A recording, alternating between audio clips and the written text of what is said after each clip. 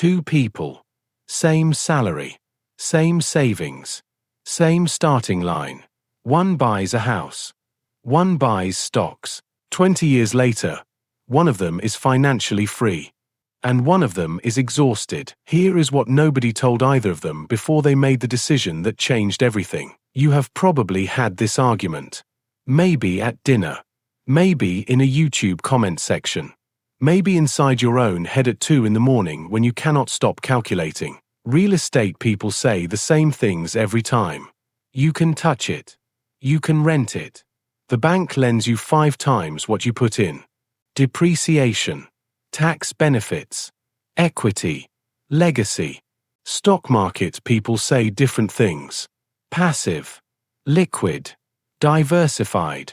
S&P 500. 10% per year. Historically. No tenants. No toilets. No stress. Both sides are right. Both sides are also leaving out things they do not want you to see. Today we are going to run the actual numbers, not the numbers from a real estate seminar, not the numbers from a finance influencer, the real, complete, honest math that includes every cost, every benefit, every hour, and every risk of both paths.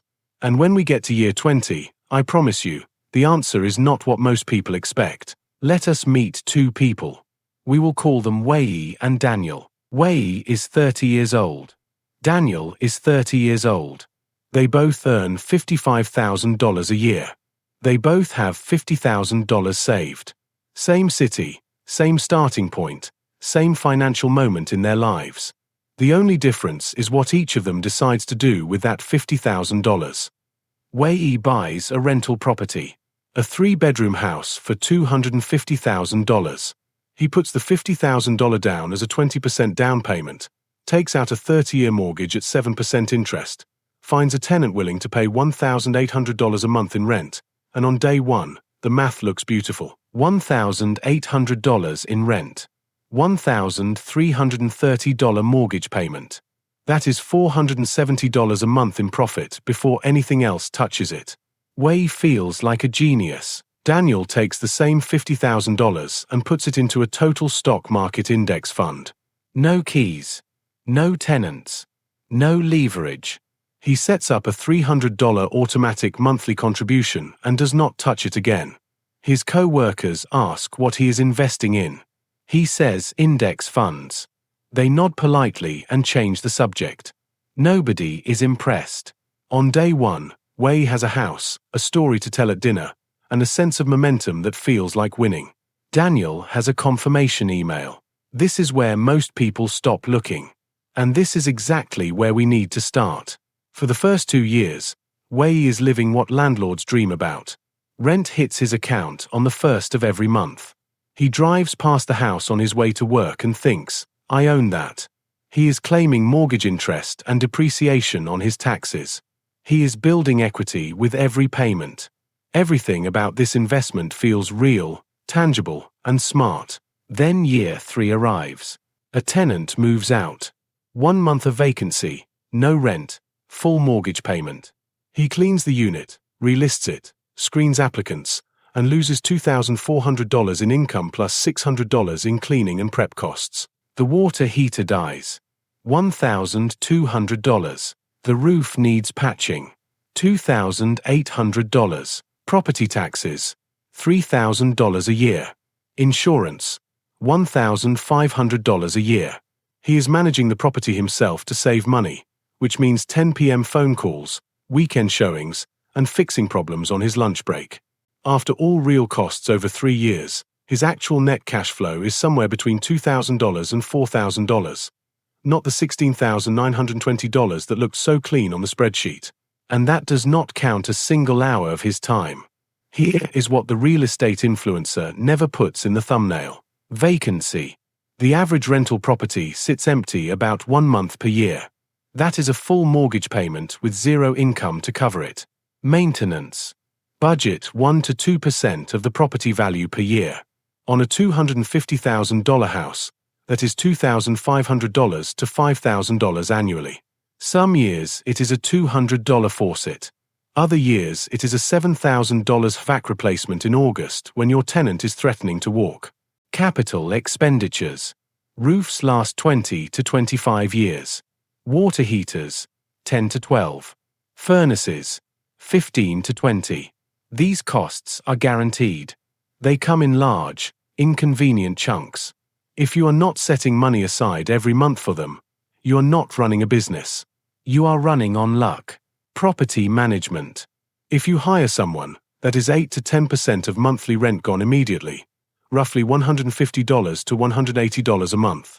If you manage it yourself, you are working a part-time job with no salary. And the one risk nobody at the real estate meetup talks about openly: a bad tenant who knows the eviction process can cost you 3 to 6 months of lost rent plus legal fees.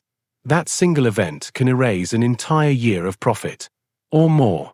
None of this showed up in the $470 per month number.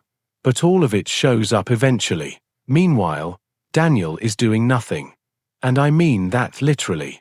He is doing absolutely nothing. He is not screening tenants.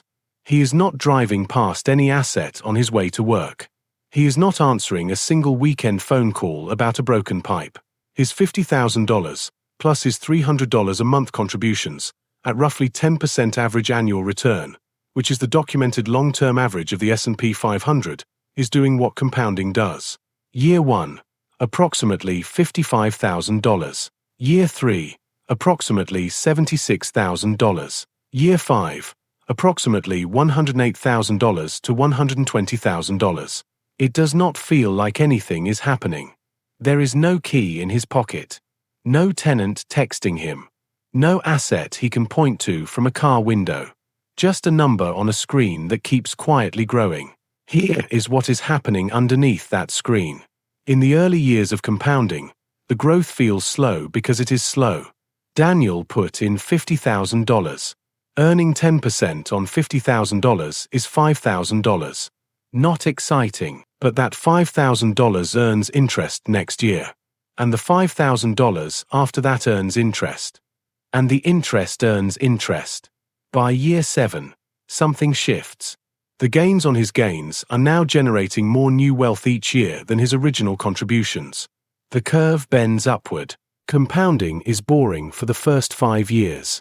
It is astonishing for the next 15. By year 7, Daniel's portfolio is sitting at approximately $135,000 to $150,000. He spent 0 hours managing it. 0 weekends fixing anything. 0 nights wondering if his tenant is going to pay this month. Let us pause at year 10 and look at both of them honestly. Wei's property is worth approximately $335,000 to $350,000. His remaining mortgage balance is around $166,000. His equity, the actual wealth he has built in the property, is approximately $170,000 to $184,000. But to get there, beyond his original $50,000 down payment, he has spent between $20,000 and $35,000 out of pocket on maintenance, repairs, taxes, insurance, vacancies, and capital expenditures over 10 years. He has also worked what amounts to a part-time second job in property management. Daniel's portfolio is sitting at approximately $165,000 to $180,000, with total contributions of $86,000, and the rest is pure compound growth. He spent exactly 0 weekends fixing anything. At year 10, they are surprisingly close in total net worth. Wei might be slightly ahead because of leverage. He used $50,000 to control a $250,000 asset, and that 5-to-1 leverage is real and powerful when property values rise. But here is what the numbers do not capture. Wei concentrated his entire investment in a single asset, in a single zip code, in a single market. If that neighborhood deteriorates, or that city loses jobs, or a structural problem emerges that the inspection missed, his wealth is exposed in a way Daniel's is not. Daniel is diversified across thousands of companies in dozens of countries. When one sector falls, others hold. When one company collapses, it barely moves the needle. Wei had stress, time, risk concentration, and illiquidity. Daniel had volatility, and nothing else. Now let us get to the number that changes everything. Wei's property is worth approximately $450,000 to $500,000. His mortgage is either paid off or nearly there. His total equity is somewhere between $400,000 and $500,000.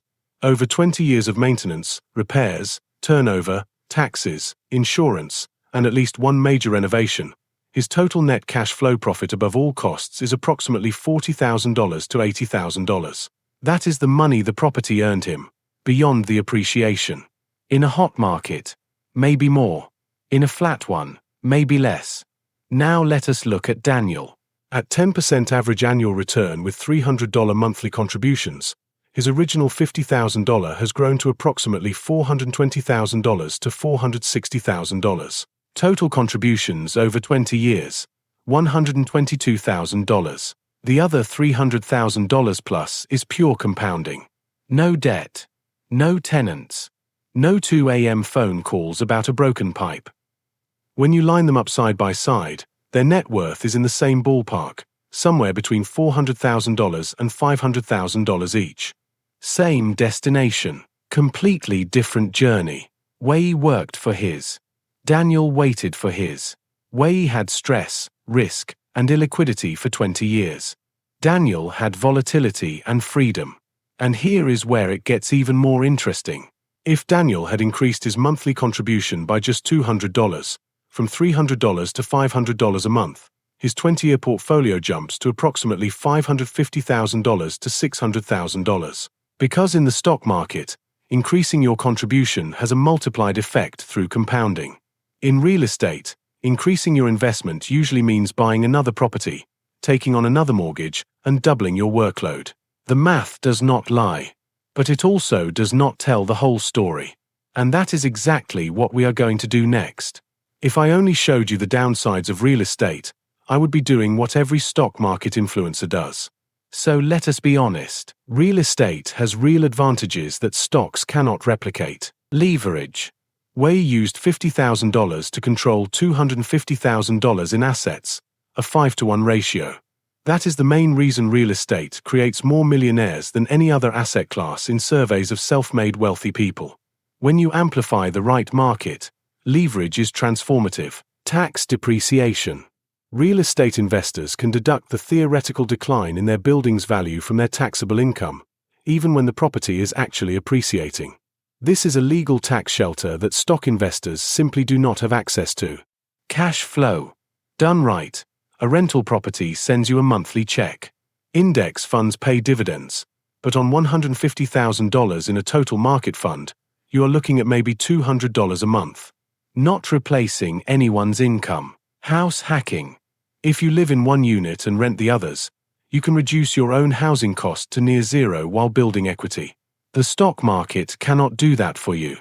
1031 exchanges.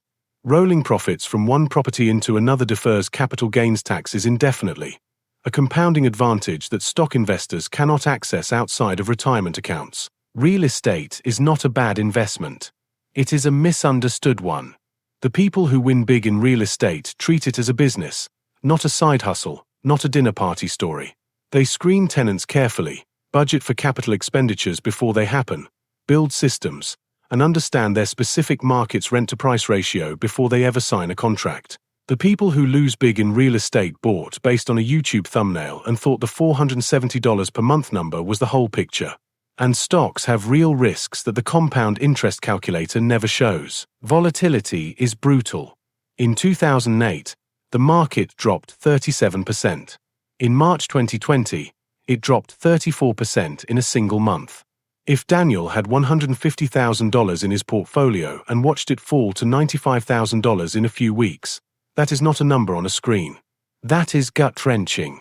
And the data is clear. Most retail investors panic sell during crashes and buy back in after the recovery, locking in losses at the worst possible moment.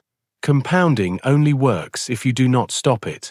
Stocks do not give you leverage. Stocks do not give you depreciation tax benefits. Stocks do not reduce your housing cost. If the discipline is not there, if the $300 a month stops during a bad market, if the portfolio gets liquidated to cover a life emergency, the math falls apart. The best investment is not the one with the highest theoretical return. It is the one you can actually hold for 20 years without making a catastrophic mistake.